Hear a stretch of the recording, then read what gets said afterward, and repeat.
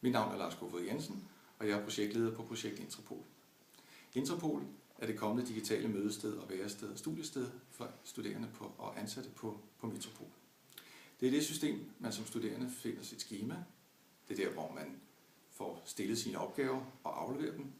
Det er der, hvor man læser nyheder om Metropol, og hvor man kan kommentere på dem, så de bliver levende og vedkommende. Det er der, hvor man kan følge medstuderende og ansatte statusopdateringer.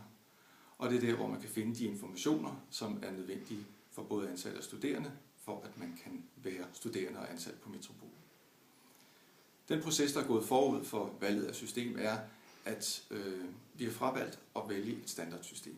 Men derimod har vi så analyseret, hvad det er for nogle særlige behov og krav og forventninger, der er til et kommende system på Metropol.